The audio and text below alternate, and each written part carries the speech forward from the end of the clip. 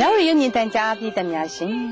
ကျေးဇူးတော်ရှင်မိုးကုတ်ဆရာတော်ဘုရားကြီးကိုမန္တလေးတိုင်းအမရပူရမြို့ဥယျာဉ်တော်ရွာမှာဖွားမြင်ခဲ့ပါသည်ဥယျာဉ်တော်ရွာဟာအမရပူရမြို့တီနန်းတီမင်းတရားကြီးဘိုးတော်ဦးဝိုင်းခေါ်ဘရုံမင်းလက်ထက်မှာပန်းပြေနာယူရာမင်းဥယျာဉ်ဖြစ်ခဲ့ပါသည်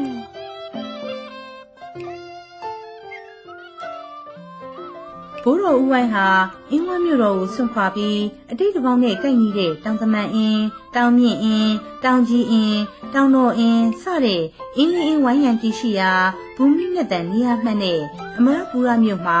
မြို့တစ်နန်းတစ်တီထောင်ကကြီးနှင်းဆိုးဆန်ခဲ့ခြင်းဖြစ်ပါလေအမရပူရမြို့ဟာရင်းနှီးရာသီဥတုသမားမျှတပြီးလေယာလုပ်ငန်းရက်ကန်းလုပ်ငန်းများနဲ့စီးပွားဖွံ့ဖြိုးစည်းဝေးတဲ့မြို့ဖြစ်ပါတယ်ဒါအပြင်အမရပူရမြို့မှာတောင်မင်းကြီးဖျားပထိုးတော်ကြီးဖျားရွှေကူကြီးဖျားကြောက်တော်ကြီးဖျားစတဲ့ဖျားပထိုးစီရီများရဟန်းတန်ကအရှင်သူငယ်များတရင်သုံးနေထိုင်ရာကျောင်းထိုင်ကြီးများစတဲ့သာသနိကအဆောက်အဦများစွာကိုကြီးညိုသက်ပေစွာဖူးမြော်မြင်တွေ့နိုင်ပါသည်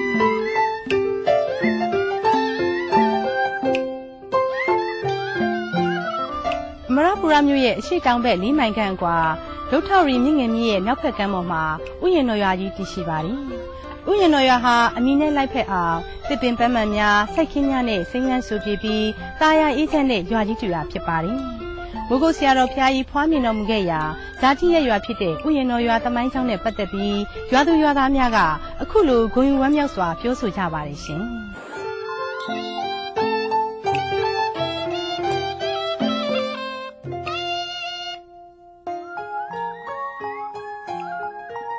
ဒါလို့လေဒုက္ခဆရာတော်ဘုရားကြီးဟာကျွန်တော်တို့ဥပဒေကြီးရမှာဖွားမြင်ခဲ့တဲ့အတွက်ကျွန်တော်တို့အများအားဂုဏ်ယူနေပါတယ်ဟုတ်တယ်ပေါ့ရှင်ဂုဏ်ယူစရာကောင်းတဲ့အချက်လေးကိုလည်းပြောပြပါဦးဂုဏ်ယူစရာကောင်းတဲ့အချက်ကတော့သိဉာဏ်ခေတ်ဘုရားမင်းတရားကြီးလက်ထက်မှာတွေ့ရနေပြီးတော့အမရပူရမြို့ကိုပြောင်းဖြစ်ခဲ့ပါတယ်ဒီတင်နားတစ်တည်ခဲ့ပါတယ်အမရပူရစာဥပဒေကလည်းပြောရမှာပါပဲဟုတ်တာပေါ့ဗျာဘရုံမင်းဟာနောက်ပိုင်းမှာဘိုးတော်ဦးဝမ်းရယ်လို့ထင်ရှားလာတဲ့မင်းတစ်ပါးပေါ့သူကမရပူရမြို့နန်းသစ်တည်ဆောက်နေတော့မှဥယျာဉ်တစ်ခုဖန်တီးပြီးအဲ့ဒီနေရာမှာအနားယူအပန်းဖြေလေးရှိတယ်ဘိုးတော်ဦးဝမ်းရယ်မင်းဥယျာဉ်ဟာအခုဘာလို့နေထိုင်တဲ့ဥယျာဉ်တော်ရွာကြီးဖြစ်လာတာပါပဲဟုတ်ပါတယ်ရှင်ဘိုးတော်ဦးဝမ်းရဲ့မင်းဥယျာဉ်နာမည်ကိုတောင်မဟာသီရိနန္ဒဝန်ဥယျာဉ်တော်လို့ခေါ်ဆိုကြပါတယ်ဒုဋ္ဌဝရီမြစ်လို့ခေါ်တဲ့မြင့်ငယ်မြစ်ရဲ့မြောက်ဘက်ကမ်းမှာရေကောင်းမြေကောင်းနေရာကောင်းမှာနေထိုင်လုပ်ကိုင်စားတောက်ကောင်းတဲ့နေရာမျိုးဖြစ်ပါတယ်ဟုတ်ပါတယ်ရှင်ဘုရားကသူ့ဥယျာဉ်တော်ရဖြစ်လာမဲ့မဟာသီရိနန္ဒဝန်ဥယျာဉ်ကြီးထဲမှာအလွန်ချိုပြီးရတာရှိတဲ့တေပင်ကြီးတွေပဲရှိခဲ့ပါတယ်အဲ့ဒီတေပင်ကြီးကိုလည်းအနာရတာနဲ့ပြည်စုံနေတဲ့မှာအဲ့ဒီတေပင်ကြီးကိုလည်းပင်တော်ကြီးလို့သတ်မှတ်ခဲ့ပါတယ်အဲ့ဒီပင်တော်ကြီးအပင်ကိုလည်းရသမတ်တွေနဲ့ကာယံထားပါတယ်ရသမတ်တွေကာယံထားတဲ့အတွက်ကြောင့်မို့လို့လည်းအဲ့ဒီရက်ွက်ကိုရသမတ်ရက်ွက်လို့ခေါ်ခဲ့ပါတယ်ဗျအဲ့ရသမတ်ရက်ွက်ကယနေ့ချိန်นี้ကျွန်တော်တို့ဥယျာဉ်တော်ကျောင်းမှာရှိနေတော့မှာပဲမျိုးကုဆရာတော်ဘုရားကြီးကအဲ့ဒီရသမတ်ရက်ွက်နဲ့ကတ်လျက်ရက်ွက်မှာပဲဖွားမြင်တော်မူခဲ့ပါတယ်ခင်ဗျဟုတ်ကဲ့ဒါလည်းထူးခြားချက်တစ်ပါပဲရှင်ဒါရင်ပဲကောင်းမလဲကျမတို့ဥယျာဉ်တော်ရွာမှာကျမ်းပြုအကျော်ဆရာတော်ဥစ္စာနာတို့ဘုလုံတော်ရမင်းဥတကျွဲတို့လည်းထွန်းပေါ်ခဲ့ပါတယ်ဒီပြင်မြန်မာနိုင်ငံရဲ့တာနာရေးဝန်ကြီးဖြစ်တဲ့ဗန္ဓုလဥစိန်ဆိုတာကျမတို့ရွာစာတိဖြစ်ပါတယ်ရေကောင်းမြေကောင်းအတိတ်မိတ်ကောင်းတဲ့ကျမတို့ရွာကြီးဟာပညာရှိပေါင်းများစွာကိုမွေးထုတ်ပေးခဲ့တဲ့နေရာလည်းဖြစ်ပါတယ်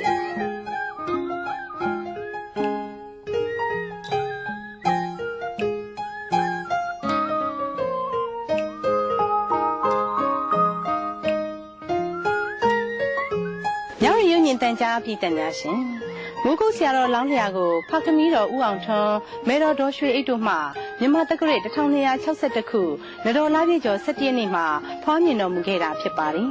။မိုးကုတ်ဆရာတော်လောင်းလျာရဲ့ငင်းနာမည်ဟာမောင်လှပေါ်ဖြစ်ပြီးမွေးချင်း8ယောက်ရှိတဲ့အနက်ပြင်းစမမြောက်သားရတနာဖြစ်ပါတယ်ရှင်။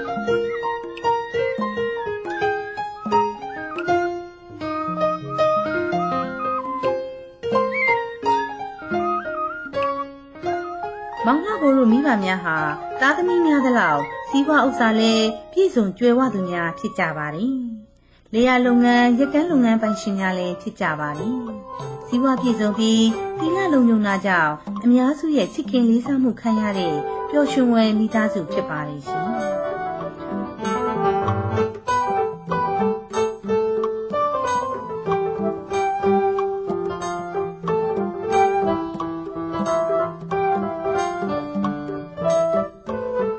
တော်ရွာကြီးဟာအရေးအဝါဒကောင်းတဲ့တစ်ပင်ကြီးများပေါ်များတဲ့အလျောက်မောင်လာဘောအပောင်ဝင်ကလေးငယ်များဟာတစ်ပင်ရိပ်အောက်မှာစုပေါင်းပြီးပျော်ရွှင်စွာကစားလိရှိကြပါတယ်။အဲ့လိုကစားရမှာတခါတရံရှင်ပြုဝဲကျင်းပါရန်လေကစားကြတယ်လို့သိရပါတယ်။မောင်လာဘောတို့ကလေးတစုရှင်ပြုဝဲကစားပုံကတော့တချို့ကရှင်လောင်းလို့တချို့ကအလှတကားနဲ့အလှမများအဖြစ်ပြင်ဆင်ပြီးရှင်လောင်းလှည့်ကြပါတယ်။အဲ့ဒီအခါမှာမောင်လှဘောကအမြဲတမ်းဖုန်းကြီးလုပ်ပြီးအကရုတ်ခံလေးရှိတယ်လို့သိရပါတယ်။ဒါကိုကြည့်ခြင်းအပြင်မိုးကုဆရာတော်လောင်းလျာမောင်လှဘောဟာငယ်ရွယ်စဉ်ကလေးဘဝကစလို့အတိတ်ကောင်းနမိတ်ကောင်းကိုစောင့်ယူခဲ့တယ်လို့ဆိုရမှာပဲဖြစ်ပါတယ်ရှင်။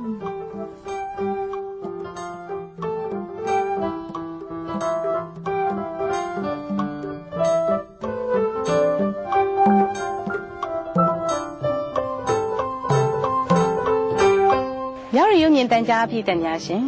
မိုးကုဆရာတော်လောင်းလျာမောင်လှဘောဟာအသက်4နှစ်အရွယ်မှာအတန်းကျောင်းစတင်တက်ပါတယ်။ဥယျာဉ်တော်ရွာအစိုးရမူလတန်းကျောင်းမှာအကိုအမများနဲ့အတူကျောင်းတက်ပြီးစာကြိုးစားခဲ့ပါတယ်။ကျက်စာတွက်စာအင်စာတွေကိုအကျွေးမကြံမှန်မှန်လုပ်ပြီးတနေ့တန်းထူးချွန်စွာအောင်မြင်ခဲ့လို့အဲ့ဒီတုန်းကကျောင်းဆရာကြီးဦးဆန်ရကိုယ်တိုင်အထူးချီးကျူးခဲ့ရတဲ့ကျောင်းသားတူဖြစ်ခဲ့ပါတယ်ရှင်။